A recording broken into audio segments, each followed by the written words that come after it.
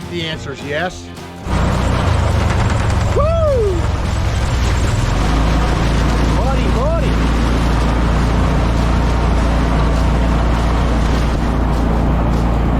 Oh man, leaving some ruts. Let's do some shooting. 12 gauge buckshot. To most people, it's the end-all be-all self-defense round. Can you just go to the store and buy any old 12 gauge buckshot and expect it to do the trick? The answer is no. I'm going to set up some paper out here today, and I'm going to show you 4 different shotguns, all 12 gauge, and we're going to showcase 2 different ammunitions. One of them we'll call the budget variety, and one of them will be the more high-end premium variety. And we're just going to see what they do on paper at differences. And I'm going to show you why this is important for you to know if you keep a 12 gauge buckshot at home for self-defense. Let's dig right into it. That's all you got to do. Just make that sound and the bad guy splits. Probably not. Man, there are so many BS myths around the 12 gauge and buckshot, and that is what we're going to talk about today. One important discussion point that we're going to head in the woods and I'm going to show you, and this one thing can save your life or somebody else's. I think it's that important, and that's why we're going to talk about it. Mickey with CarryTrainer.com. First things first, shotguns were my first love. I grew up shooting 12 gauge shotguns. My first firearm as like a 12-year-old was an 870 pump. I still have her. She's my most prized firearm, even though I've got stuff that's worth way more money. Through anything from clay pigeons to corn cobs up in the air, trying to figure out how to point that gun. And that's how we're taught to shoot birds and clay pigeons. I was a hunter safety instructor in Illinois, and the idea of taking a young person or an adult and teaching them to track a bird does not carry over to something like this, a dedicated quote unquote tactical self-protection style shotgun.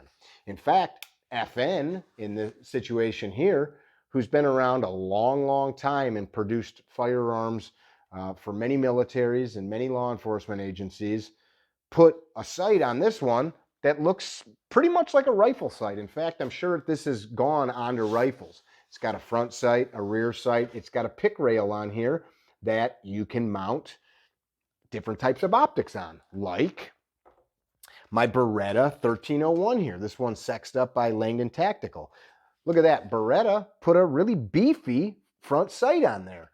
Beretta's 500 years old. They're the oldest firearm manufacturer on the planet. If they put a front sight on it, they want controlled aim. And of course, I topped this one off with an aim point because I really want to be able to aim. But why? Why bother? It's buckshot. All you have to do is take that pump, as we know, pump it, point it down the hallway, and the buckshot will just do the rest. Well, newsflash, you're going to see some stuff out in the woods today that might change your mind. And I'm going to show you why it's important that you do what we're going to do. So here's what we're going to do. I've got 4 firearms. I've got the one in my hand right now. This is a Mossberg 500, very basic pump. Why do I like these? One, they're very affordable. They're very reliable. They're very durable. They're very easy to maintain and use. I am right-hand dominant. I'm a right-handed person, but I am blind in this eye. So that's why you see me shooting long guns in my left hand. I can work this safety easier than I can the safety mounted on the trigger guard. So that's one reason I really like these. This is more of an ambi style safety mounted up on top of the receiver. Food for thought. Very basic shotgun, 18.5-inch barrel here, and this one is a cylinder bore. Nobody behind the camera, guys. This little guy right here, the Shockwave, also a Mossberg, basically the exact same action, you know, from here to here, different length barrel, different length magazine tube, and of course it does not have the rear stock. Everything else is pretty much the same. Also, a cylinder bore. Technically not considered a shotgun, not considered a rifle, not considered a pistol. It's like an other kind of a deal here. This has got that cylinder bore. What the heck does that mean? What is a cylinder bore? Let's look at a couple more things and we'll talk about that. If I point this Beretta out here, this beautiful Italian shotgun, you probably see up at the muzzle, a line, and what you're looking at is one of these dudes. This is called a choke tube. What's a choke tube? A choke tube does exactly what the first word says. It chokes the tube. Why would I want to choke the tube? So a cylinder is pretty much that. It's a cylinder. It's a lot. Think of an old sawed-off shotgun. There might be some constriction, but it's basically we're choking that tube down. And the more we choke it, the more we compress the payload of shot together, hoping that as it travels out, it stays together longer. So if we take something like this with a cylinder, it's going to start to open up pretty dang quickly. Same thing with this FN. I've got a modified on that Beretta and improved on the FN, and then cylinders here. Basically, cylinder, improved, modified, in full. Full would be the tightest choke, and there's some other ones in there depending on the choke maker. But I thought I'd show you these. Most shotguns that have them. There's a few proprietary ones that come with a little wrench, and of course, muzzle in a safe direction. If you're really doing it right, pull the barrel off or break the action apart, and you can unscrew these and put new ones in. Usually guys will put grease on them so that you can get them back out. Choke grease is a very heavy grease. Anyway, I've got purposely different chokes, purposely little tiny barrel and much longer barrel for the discussion. And I'm going to take a piece of cardboard, piece of paper actually, a big B-27 target. We're going to put it up at 10 yards, and I'm going to fire one of these and one of these out of each firearm. What are we looking at?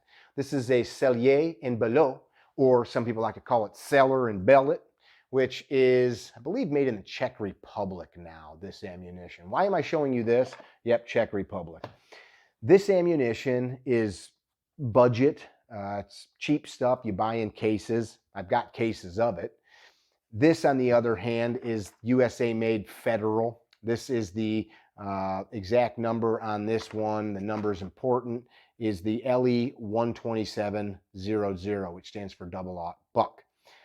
Both 2 3/4 inch, both 9 pellet, both 12 gauge, of course.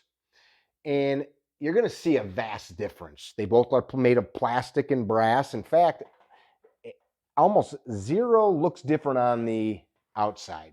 Make no mistake, this video is not a sales pitch for one of these shells. What it is a sales pitch for you to get out and do the experiment that we're about to do.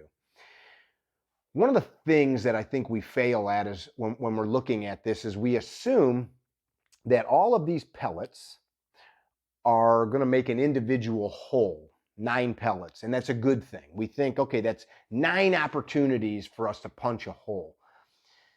There's some truth to that, but what stops bad guys is not just little holes through your skin. It's a transfer of energy, a transfer of this payload that's causing trauma, right? Trauma. We drop the blood pressure fast enough that the body can't maintain. So when we bleed out, we don't die because we have no blood. We die, or we cease to continue to fight because our brain is no longer oxygenated.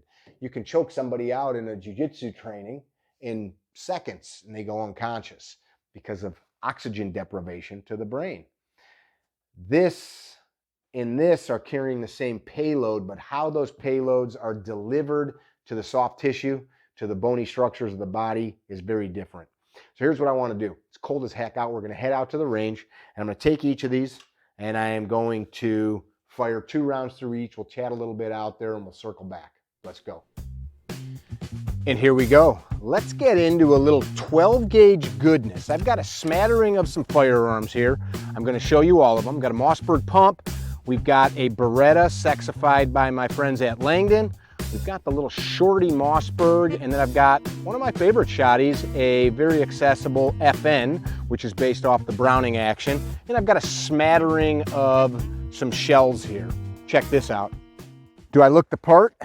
I am freezing my nips off. 21st of December, 2024. It is cold as a witch's titty, as they say, or he said. I don't even know if you're allowed to say that anymore. but I just did. Here's what my goal is. I've got some cardboard up out here, and I'm going to be using a very basic standard target here, and we're going to pattern them on fresh pieces of paper for each round and each gun, and we're going to look at the distances that we need to be considering with these firearms for self-protection. Let's get right into it. All right, so here is our B27.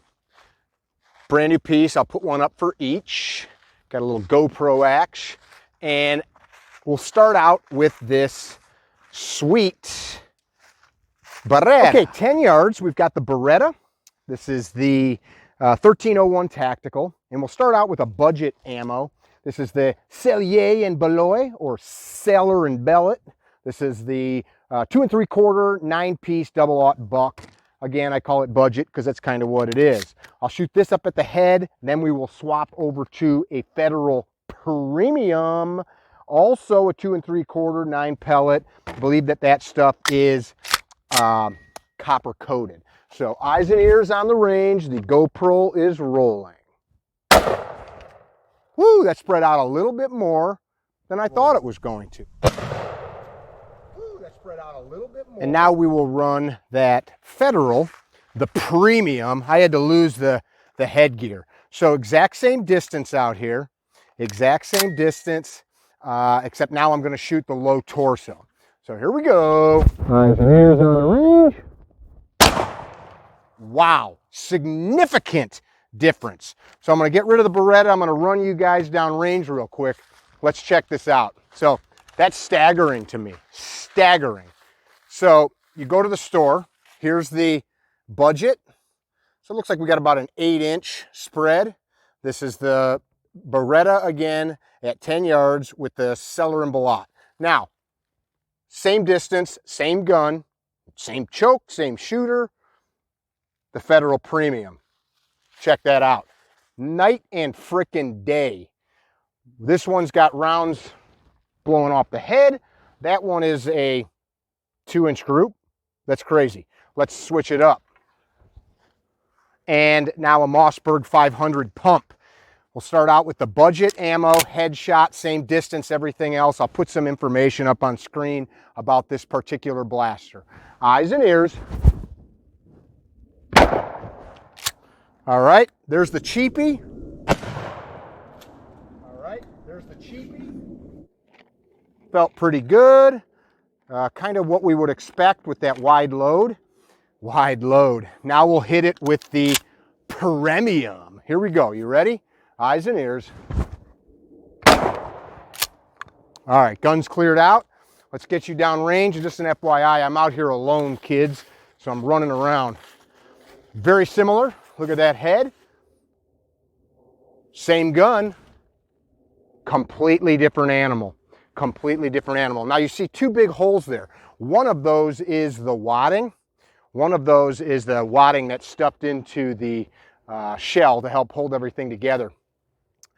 Again, 10 yards, Mossberg 500 pump. And now one of my favorite shotties.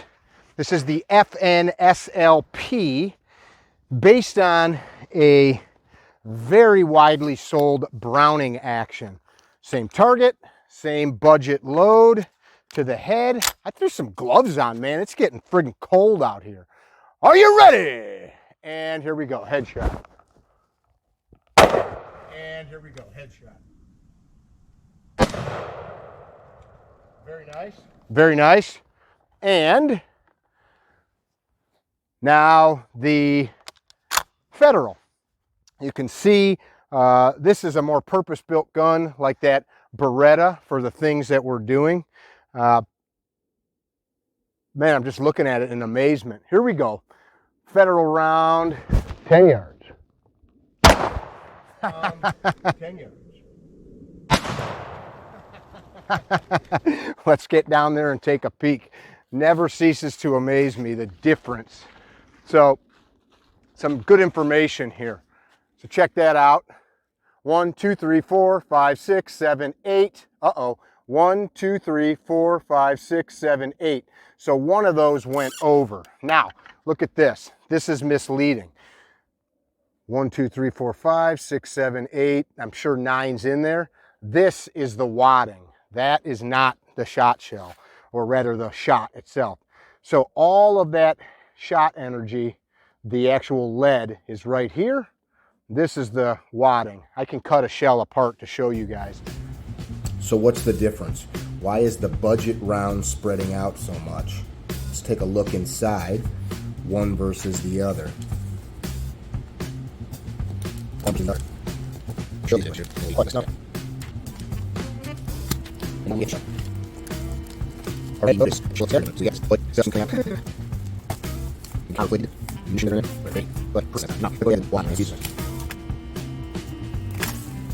There it is.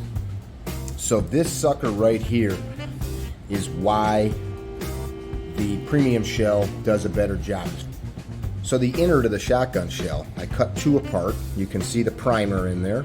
So the powder would have gone just on top of that. That's what's out here. Then this little guy, it's called a wadding. And in the budget model, this wadding is just like pressed paper, some type of wood fiber, cellulose material. Shells use plastic. That's the same kind of shape, and there's some sponginess to it to absorb some energy so that the shot doesn't get deformed as it's sent out the barrel. And then of course you've got the shot itself, and that's the whole shell. With the premium, you've still got the primer down in there, then the powder, and if this one's got copper plated shot, here is the magic. So this is a licensed product. Hornady uses this. Of course, Federal and the ammunition that we're using today. This wadding, this flight control wadding, this is a patented product, is what keeps that shot in that tight, rigid little payload package. The difference you saw on paper is astounding. The idea is not make a bunch of little holes. It's deliver that payload to transfer energy. You guys. Cheap? Not cheap. Let's get one more gun. All right, and then we've got this guy. Let's see how this works. So this is the Mossberg Shockwave. There's a couple makers that sell these shorties because I can't shoulder it. So we'll get her done. All right, this is the cheapie. I'm gonna do my best. And here we go. That did the job. Very noisy, but we're seeing the result. And now the higher end product. Here we go. Shoot down low. Significantly more energy. I think you guys know what we're gonna see down here. I'm gonna start you up high. So I shot a little to the right. 1, 2, 3, 4, 5, 6, 7, 8, 9. There we go. So all 9 are in there. 1, 2, 3, 4, 5, 6, 7, 8, 9. And then check this out. Different ammo. Are we seeing something here that's pretty interesting? I think it is. I think the data here is astounding. We go to the store, we see this stuff, we're like, 12 gauge buck is 12 gauge buck. The answer is no, it's not. We just saw a very basic demonstration with 4 wildly different shotguns, and we saw a very similar result at these distances. Now the argument could be, well, what happens if we go to 50 yards or 30 yards? You're gonna see differences. I picked a distance that is about the width of an average large room in a home, 30 feet, right? Get your gear, get out on the range. If this is the stuff that you're gonna have, cool, man, nothing wrong with it. But understand what it's gonna do down a hallway, across a courtyard, in a wide open space. Understand the purpose of buckshot from a self-defense standpoint isn't to get big and wide. It's not to not aim. It's not to just spray and pray. The purpose is a massive transfer of energy. Massive transfer of energy so that you can incapacitate and stop whatever it is that's trying to hurt you or hurt other people. So the moral of today's lesson, 1, film the stuff when it's not frickin' 0 degrees. 2, test the gear that you have to save your life. Mickey with CarryTrainer.com. It is almost Christmas 2024. I hope that wherever you're at, your life is filled with peace and love and happiness. And if you need to be violent, to protect your life or somebody else, I hope that you have trained yourself to get that done. Be well, don't be dickheads, tell somebody you love them.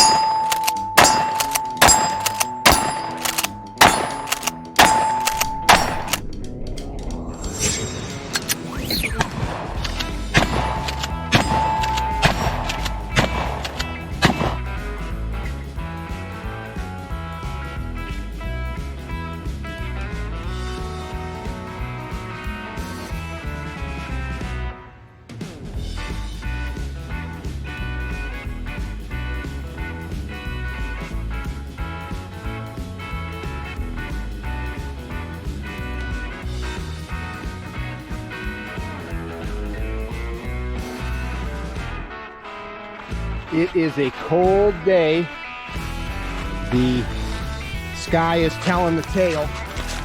I've got my full-on shotgun costume on out here. Oh no, the spray glue is barely spray glued.